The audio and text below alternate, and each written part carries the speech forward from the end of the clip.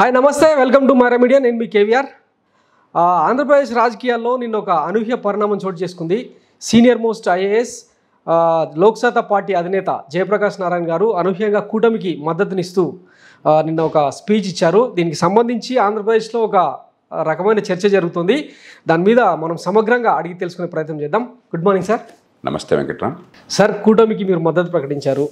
అలాగే జగన్ వైఫల్యాల గురించి కొన్ని విషయాలు మాట్లాడారు. నేను పేర్లు ఎవరి ప్రస్తావించలేదు. Okay, no problem. సో మీరు గతంలో అంటే కలలుగన్న గ్రామ స్వరాజ్యం, వాలంటీర్ వ్యవస్థ ద్వారా, సచివాలయ వ్యవస్థ ద్వారా కొంత సాకారమైనట్టు అక్కడ జనాలు మాట్లాడుకుంటారు. దాని గురించి మీరేం చెప్తారు? మనకు చాలా కన్ఫ్యూజన్ ఉంది. డీకాన్సన్ట్రేషన్ ఆఫ్ గవర్నమెంట్ వేరు, ఓకే, డీసెంట్రలైజేషన్ ఆఫ్ పవర్ వేరు. అధికార వికేంద్రీకరణ అంటే మూడో వాంఛ ప్రభుత్వాలు ఎలాగైతే రాష్ట్రాలు స్వయం సమృద్ధంగా స్వతంత్రంగా పనిచేస్తున్నాయో రాజ్యాంగం కింద, మూడో వాంఛ ప్రభుత్వాలు అట్లా పనిచేయాలి. ఓకే, అది ఆ రకమైన పరిస్థితి ఆంధ్రప్రదేశ్లో లేదు, తెలంగాణలో లేదు, ఒక కేరళలో కొంతమంది మినహాయిస్తే దేశంలో ఎక్కడా లేదు.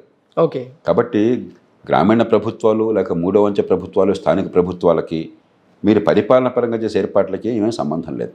మనం చాలా కన్ఫ్యూజన్, ఏదో ప్రజలకు అర్థం కాదు కాబట్టి మాట్లాడుతున్నాను. ఎప్పుడు చెప్పేది ఏంటి, మనం వేసే ఓటుకి దానివల్ల జరిగే పర్యవసానానికి మధ్య సంబంధం ప్రజలకు స్పష్టంగా అర్థం కావాలి.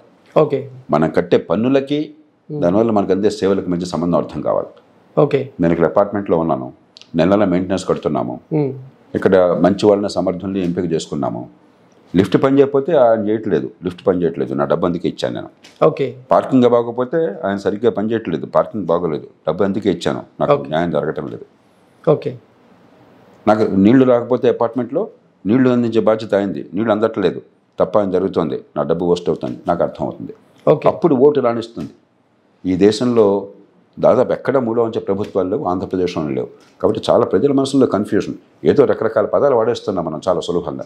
సో ఇప్పుడు ఆంధ్రప్రదేశ్ మ్యాండేట్కి సంబంధించి మనం అంటే డీటెయిల్గా మాట్లాడుకుంటే రాబోయే ఎన్నికలను నిర్దేశించబోయేది విద్యా, వైద్యం. ఈ రెండింటిని జగన్మోహన్ రెడ్డి ప్రభుత్వం ప్రజలకు అందుబాటులోకి తీసుకొచ్చిందన్న ఒక వాదన ఉంది. ఇది నిజమంటారా కాదంటారా? విద్య నా దగ్గర గణాంకాలు ఉన్నాయి సార్. ఆంధ్రప్రదేశ్ అంటే ఒక ఆంధ్రప్రదేశ్ అధ్వానంగా లేదు, నేను ఎప్పుడు అబద్ధం ఆడను. ఓకే, దేశంలో అన్ని రాష్ట్రాలు అట్లా ఉన్నాయి, ఏపీ కూడా అట్లానే ఉంది. ఉదాహరణకి 17-18 సంవత్సరాల వయసులో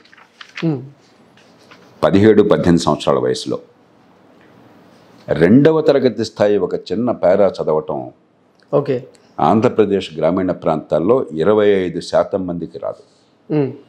2వ తరగతి స్థాయి 17-18 ఏళ్ల వయసులో. అట్లాగే ఒక 3 అంకెల సంఖ్యను ఒక అంకెతో భాగారం చేయటం ఆంధ్రప్రదేశ్లో 17-18 సంవత్సరాల వయసులో 43% మందికి రాదు.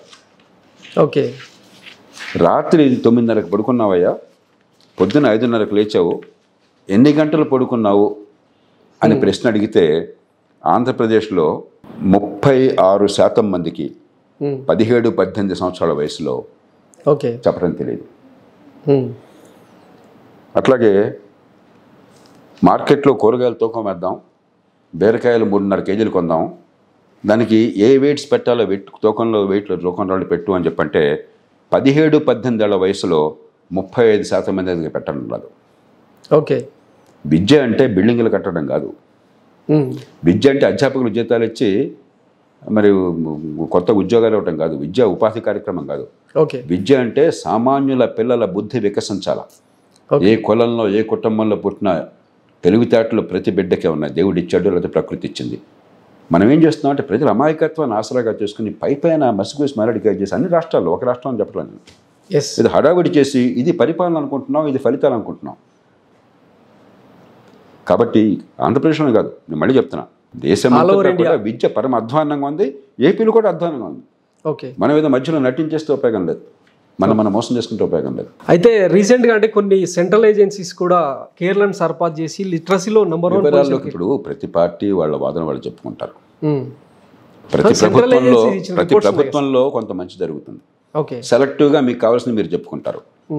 ఒక రోగిని వైద్యుడు పరీక్షిస్తున్నప్పుడు ఈ వేలు బాగుంది పర్ఫెక్ట్ అని చెప్పడం, శరీరం మొత్తం మీద రుగ్మత ఉందా లేదా, ఓకే, దానికి మందు అవసరమా లేదా, మందు ఏమిటి, అది చూస్తారు. కానీ వేలు, కాలు, గోరు, ఓకే, ఆ నకసక పర్యంతం అలాగా పరిస్థితి.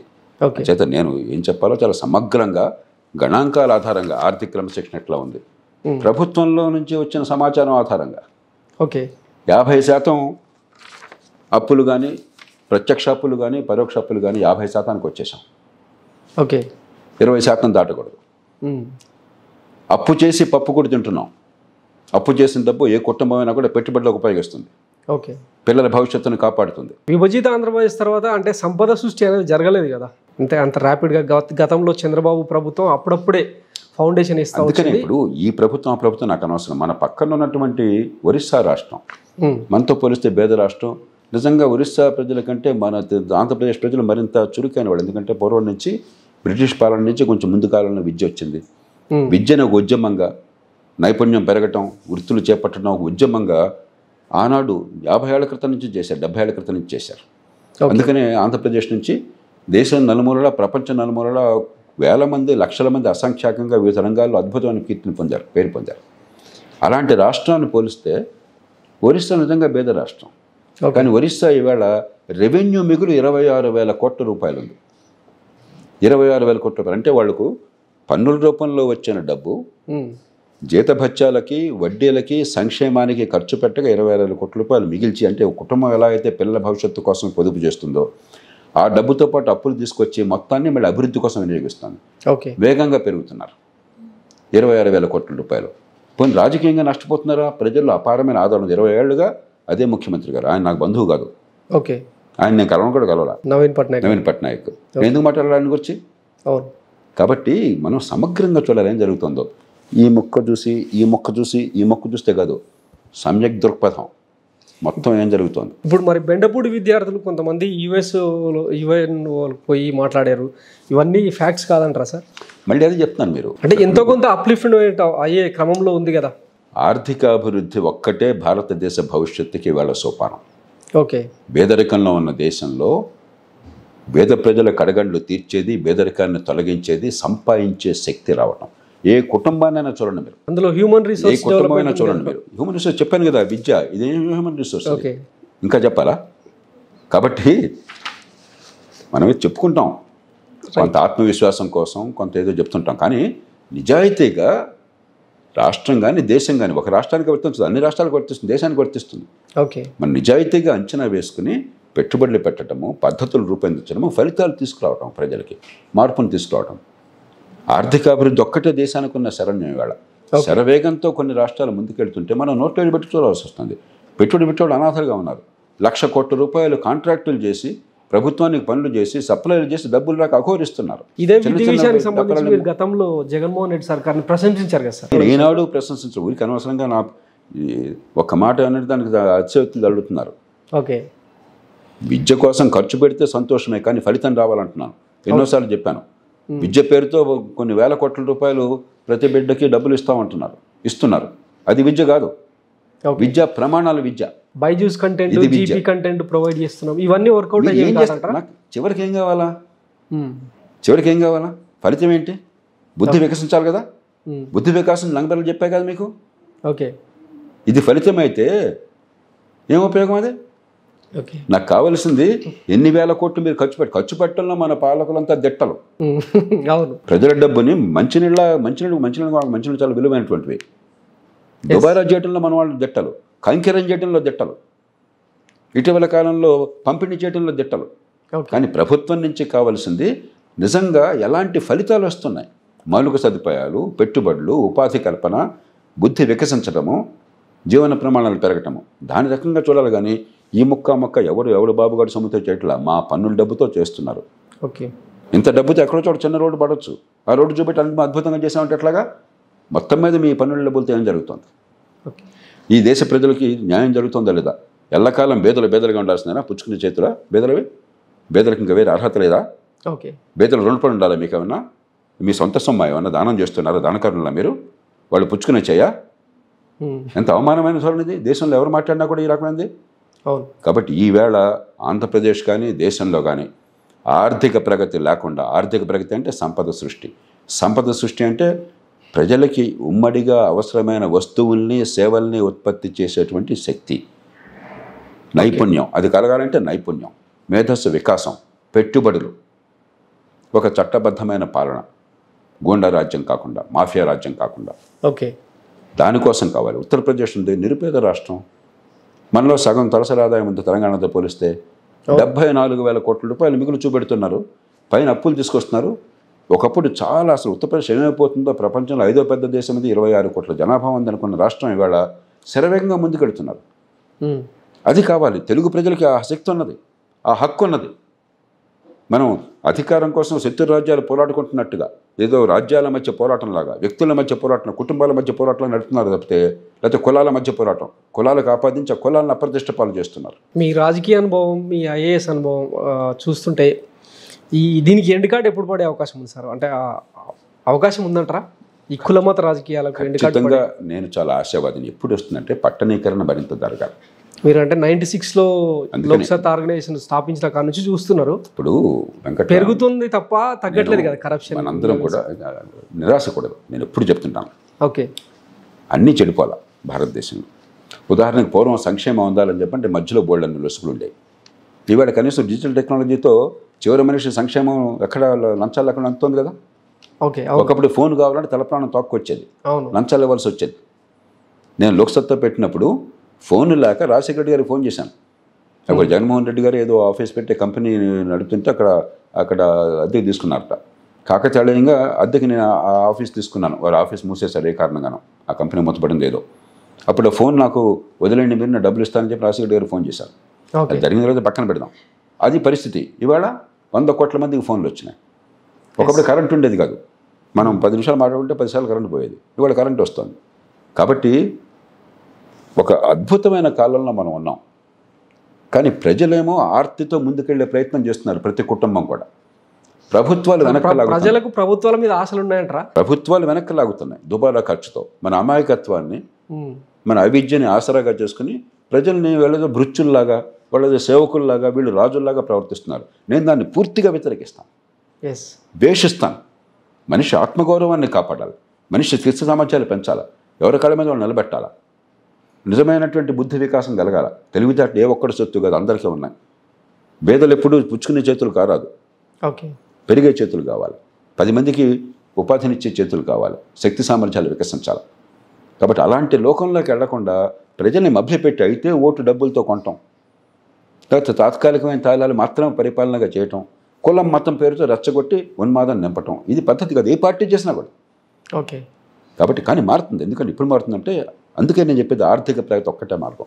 ఒక్కసారి మనకి ఆదాయం వచ్చాక, ధైర్యం వచ్చాక బతకగలం అని చెప్పని, నైపుణ్యం వచ్చాక, సంపాదించే శక్తి వచ్చాక మనిషి ఆలోచన తీరు మారుతుంది. అది పెరగకుండా అలాగే అణిచేసి ఈ కులానికి మతానికి బానిసలను చేస్తున్నాము. అందుకే ఆర్థిక ప్రగతిని మించిన ప్రాధాన్యత ఇంకోటి లేదు. ఈవేళ రాజకీయంలో మిగతా విషయాల్లో అందరూ ఒకటే. ఈ డబ్బులు, ఈ లంచాలు అన్ని చోట్ల దేశంలోనే మనం నిజాయితీగా మాట్లాడుకుందాం. వ్యక్తులు నిజాయితీ పరులైనా కూడా అవినీతి లేకుండా నడవని మన రాజకీయ వ్యవస్థ లేదు. అవును. అలాంటప్పుడు కనీసం ఆర్థిక ప్రగతి కన్నా బాటలు వేస్తే, ఇవాళ మోదీ గారు ఏం చేస్తున్నారు? ఆయన మీద ఎన్నెన్నో ఆరోపణలు, ఫిర్యాదులు ఉండొచ్చు, కానీ మౌలిక సదుపాయాల కల్పన కానీ, పెట్టుబడుల ప్రోత్సాహం కానీ, ఆర్థిక ప్రగతికి కావాల్సిన విధానాలు కానీ, పొదుపరితనం కానీ ఉన్నంతలో చేస్తున్నారు. ఎందుకంటే నేను మరి యూపీ సంఘంతో లేకపోతే ఒరిస్సా సంఘంతో మాట్లాడాను. వాళ్ళు ఆ పొదుపరితనం పాటిస్తున్నారు, ఆర్థిక భవిష్యత్తుకి పునాదులు వేస్తున్నారు. అది జరిగితే, ఆర్థికంగా పెరిగితే, ఆదాయాలు పెరిగితే అప్పుడు మిగతా అవన్నీ సర్దుకుంటాయి. ఓకే, అది కూడా లేకుండా ఉంటే దేశం ఎదుగుబోదు లేకుండా అలా ఉండిపోతుంది. ఒక అద్భుతమైన కాలంలో ఉన్నాం, దాన్ని ఉపయోగించుకోవాలి, అవకాశాలను ఉపయోగించుకోవాలి. అలా కాకుండా ప్రజల్ని పూర్తిగా ఉన్మాదంలోకి నెట్టేసి, ఉద్రేకాలు రెచ్చగొట్టి, కులంలోకో మరో రొంపిలోకో దింపేసి వాళ్ళ బతుకులు నాశనం చేయడం ఏ పార్టీ చేసినా కూడా అది సరైన రాజకీయం కాదు. రాజకీయం పేరుతో చేస్తున్న దోపిడీ అవుతుంది. రైట్ సార్, ఇప్పుడు మీరు అన్నట్టే ఆంధ్రప్రదేశ్లో అంటే గతంతో పోలిస్తే విద్యా వైద్యం సంబంధించి ఆల్రెడీ చెప్పాను వెంకట్రామ్, విద్యా వైద్యం గురించి, మానవ వనరుల గురించి. ఇంకా మళ్ళీ అదే విషయం చర్చించక్కర్లేదు. మళ్ళీ వివరాలు కావాలంటే ఇంకా చాలా వివరాలు చెప్తాను. 26 లక్షల మంది ఆంధ్రప్రదేశ్లో ఇప్పటికి కూడా ప్రతి ఏడాది కేవలం అనారోగ్య కారణంగా బేదరంలోకి వెళుతున్నారు. మళ్ళీ చెప్తున్నా, ఆంధ్రప్రదేశ్ ఒక్కటే కాదు, దేశం అంతటా ఉన్నది. అక్కడ అద్భుతాలు జరగల, దేశంలో చాలా చోట్ల అద్భుతాలు జరగట్లా. ఓకే, అవి అనుకున్నంత బాగుపడటం లేదు, అభివృద్ధి జరగటం లేదు, పెట్టుబడులు రావటం లేదు. ఓకే, మౌలిక సదుపాయాలు అధ్వానంగా ఉన్నాయి. పరిపాలన ప్రభుత్వం అన్నది ఉన్నది మన పన్నుల డబ్బుతో ఉమ్మడి సౌకర్యాలు చేయడం కోసం. వరద నివారణ కావచ్చు, మంచినీరు కావచ్చు, రవాణా కావచ్చు, రోడ్లు కావచ్చు, విద్యుత్ రంగం కావచ్చు, మరోటి కావచ్చు, మంచి ప్రమాణాల విద్య, అంటే మంచి బిల్డింగులు కాదు, మంచి ప్రమాణాల విద్య, ఓకే, మంచి ఆరోగ్యం అందడం కావచ్చు. ఈ ఉమ్మడి సౌకర్యాలు పక్కన పెట్టి తాత్కాలికమైన తాయిలాలు ఇచ్చి పరిపాలనగా అదే పరిపాలనగా మాట్లాడుతున్నాం మనం. సంక్షేమం అవసరం, సంక్షేమ అభివృద్ధి సమతూకం అవసరం, కానీ సంక్షేమమే పాలన అన్నది ప్రమాదకరమైనటువంటి ధోరణి. ఏ పార్టీ చేపట్టినా, జాతీయ స్థాయినా రాష్ట్ర స్థాయినా కూడా. ఈ మాట ఒక్కసారి చెప్పలేదు నేను, ప్రతిరోజు గళమెత్తి రోజు చెప్తున్నాను, దానికి కట్టుబడినాను. ఫైనల్గా రాజకీయ విషయాలకు వస్తే బీజేపీ మతతత్వ రాజకీయాలు చేస్తుందని చాలామంది ప్రజా సంఘాలు నేతలు మాట్లాడుతూ ఉన్నారు. అట్లాంటి అంటే కూటమిలోకి ఆ పార్టీ వచ్చిన తర్వాత మీరు ఎలా మద్దతు ఇస్తున్నారు? కులతత్వం చేస్తే ఓకేనా?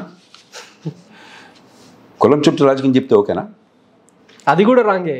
కాబట్టి ఇదేదో ఒకళ్ళ పవిత్రులు మరొకరు అపవిత్రులు కాదు. రెండవది, మతంలో 2 రకాలు ఉన్నాయి. మత ఛాందసాన్ని ప్రేరేపిస్తే ఖచ్చితంగా దాన్ని వ్యతిరేకించాలి.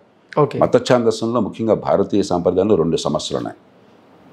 ప్రతి మతం మహిళల్ని అణిచివేసింది, ఓకే, మహిళల హక్కుల్ని కాలరాచింది. 2, మన దేశంలో అంతటితో ఆకుండా ఈ కులాల పేరుతో పుట్టుకతో విభజనలు సృష్టించింది. భారతీయ జనతా పార్టీ కానీ ఇతరులు కానీ మహిళల హక్కుల్ని కాలరాస్తే ఖచ్చితంగా మనం ఎదురుడ్డు పోరాడాలి.